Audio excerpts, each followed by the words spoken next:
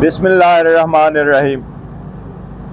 आप लोगों को मालूम है, आज इलेक्शन कमीशन के सामने पाकिस्तान तहरीक इंसाफ के इंट्रा पार्टीज इलेक्शन का केस फिक्स था। फुल बेंच इलेक्शन कमिश्नर साहब और 4 मेंबरान साहिबान ने उसकी हेयरिंग की है। आज मुख्तसर हेयरिंग हुई है। इस मरतबा जो इलेक्शन हमने करवाए थे 3 मार्च को, उसके सिलसिले में हमें एक नोटिस आया था। मुझे नोटिस आया था as a chairman Pakistan Tehreek Insaf, और रऊफ हसन साहब को नोटिस आया था as chief election commissioner Pakistan Tehreek Insaf. उस नोटिस में सिर्फ हेयरिंग डेट के लिए बताया गया था।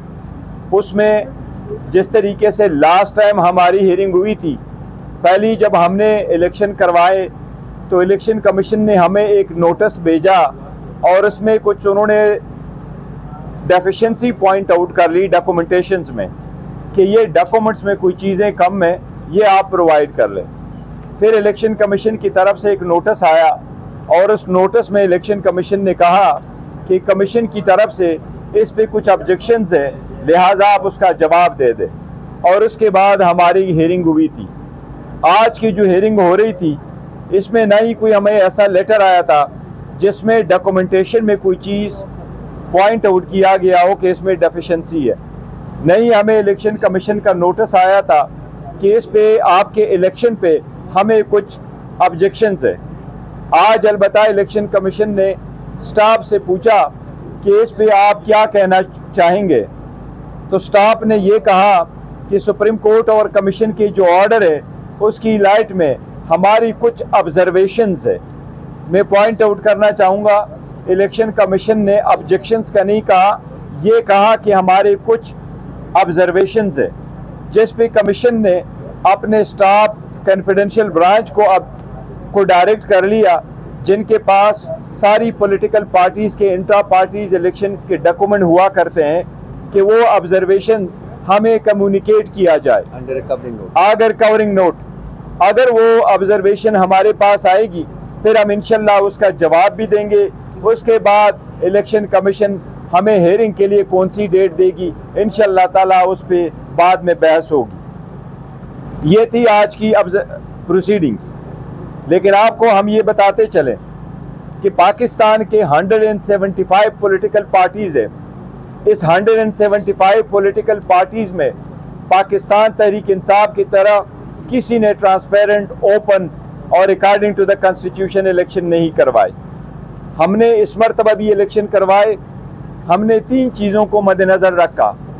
सबसे पहले इलेक्शन कमीशन का ऑर्डर 23/11/2023 का, जिस पे इलेक्शन कमीशन ने हमें 20 दिन का टाइम दिया था कि आप इंट्रा पार्टीज इलेक्शन कराएं।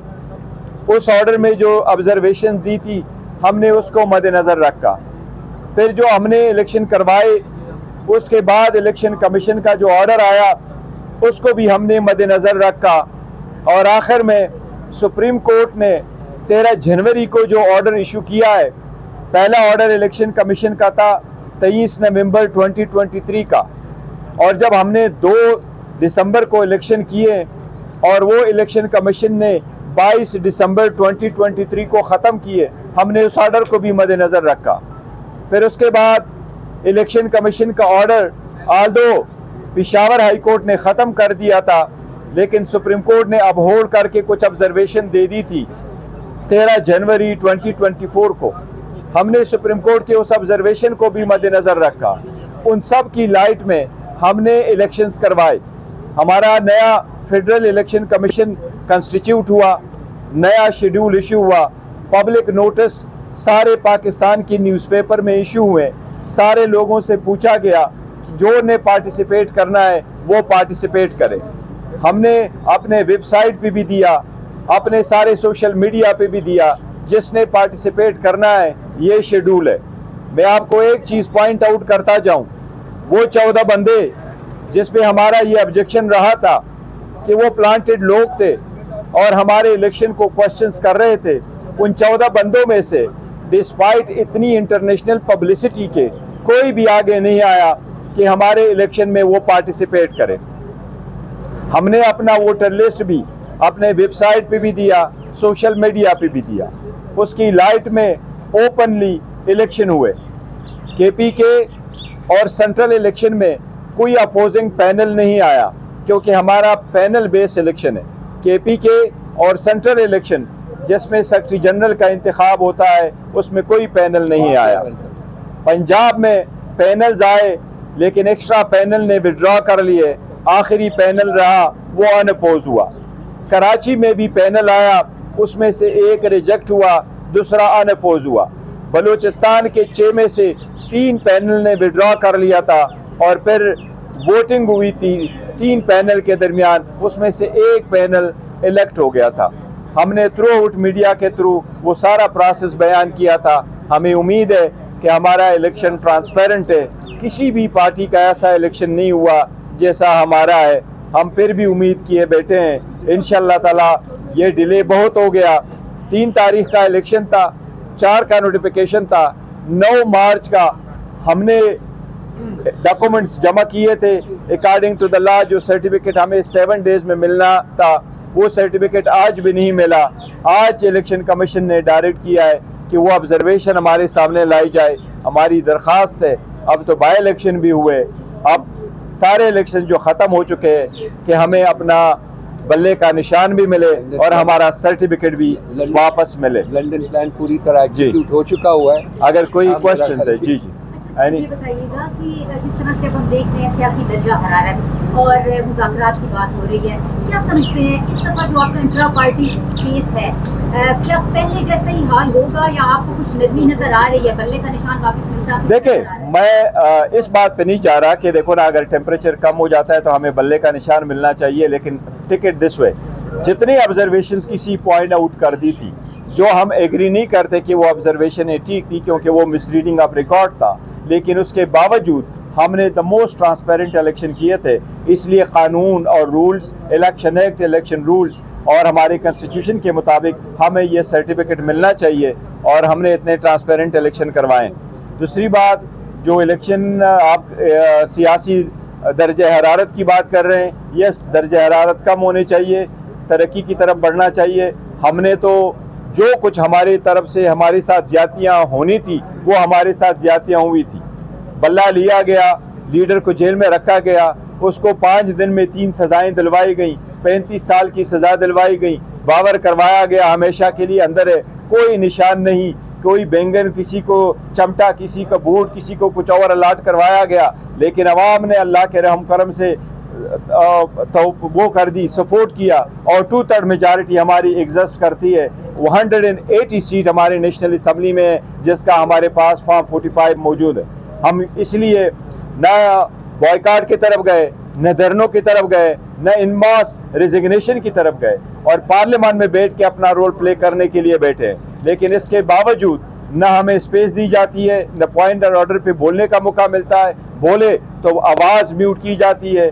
बाखिर अपने हकूक़ के लिए निकलें जिस तरह पूरे दुनिया में, तो फिर पहले पर्चे किए जाते हैं, लोगों को मारा जाता है। हमारे एक कैंडिडेट गुजरांवाला में जो परसों निकला, उनके 19 फैमिलीज के 19 घरों को तोड़ा गया, उसके अंदर गए और इतनी पुलिस गर्दी की गई जिसकी मिसाल नहीं मिलती। हमारे 2 MPs के घरों में ये सारा तोड़ फोड़ किया गया, सिंपली बिकॉज कि उन्होंने आज जो फ्राइडे वाले प्रोटेस्ट है उसमें उन्होंने पार्टिसिपेट कर लिया था। अगर इसी तरह है तो जिन लोगों ने दर्जे हरारत उठाई है, जो पुलिस की यूनिफॉर्म पहनते हैं और अपने पुलिस के दरबार में भी पुलिस यूनिफॉर्म में बैठती हैं, और वो अपने ऑफिस में भी पुलिस यूनिफॉर्म में बैठती हैं, तो इसी वहाँ से डायरेक्शन आएगी, तो फिर तो दर्जे हरारत कम तो नहीं हो सकता। एक बार फिर जो इज्तिमाई इस्तीफों की बात हो रही है, साहबजादा हामिद रजा साहब ने की है, तो क्या ये पीटीआई में भी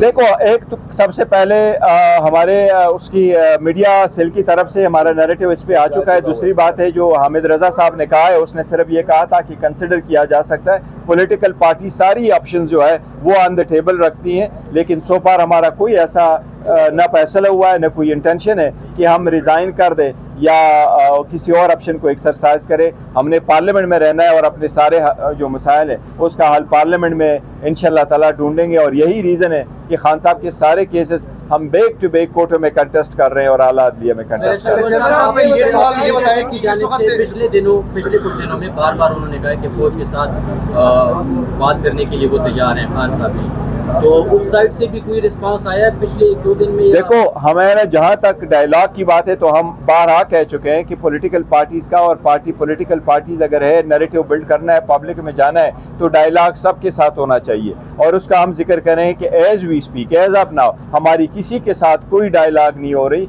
और अगर कोई डायलॉग शुरू तो फिर हम आपको इन्फॉर्म करेंगे। अच्छा रसूल साहब ये बताएं कि आप लोगों ने कहा है कि पाकिस्तान पीपल्स पार्टी, मुस्लिम लीग नून और एमकेएम ने आप लोगों का मैंडेट चोरी किया है, उनसे बात नहीं की जा सकती है, एस्टेब्लिशमेंट से बात करेंगे, तो जिन्होंने करवाया है उनके साथ तो बात करने के लिए तैयार हैं, लेकिन सियासी जमातों के साथ बैठने के लिए तैयार नहीं है। नहीं, हमने ये नहीं कहा कि सिर्फ हम उनके साथ बात करने को तैयार है और बाकी के साथ नहीं। जहाँ तक इन 3 पार्टीज का ताल्लुक है तो वो हम कह रहे हैं कि देखिए बात क्या करनी, पहले तो हमारा मैंडेट ही दे। इनके पास हमारा मैंडेट है, इन्होंने चोरी किया हुआ है, तो जो चोर है वो जब तक वो चोरी का माल वापस नहीं करता, सब कुछ नहीं करता, उनके साथ क्या बात हमने करनी है? वो अपना के साथ पॉलिटिकल पार्टीज का हमारा इत्तेहाद बना हुआ है, so it is not that कि हम पॉलिटिकल पार्टीज के साथ एंगेज नहीं कर रहे। इन 3 जिनका मैंडेट चोर पार्टीज हैं, इनके साथ हम नहीं बात करें। वो करें जी, प्लीज आप कुछ बता दें। गौर साहब, केपी गवर्नमेंट में मशाल यूसुफजई मुसलसल कंट्रोवर्सीज में आ रही है। पिछले दिनों खबर आई है कि करक में एक सरकारी महकमे की गाड़ी उसको अलॉट करवाई गई है। इससे पहले भी उनकी गाड़ी का इशू नेशनल मीडिया पर आया था।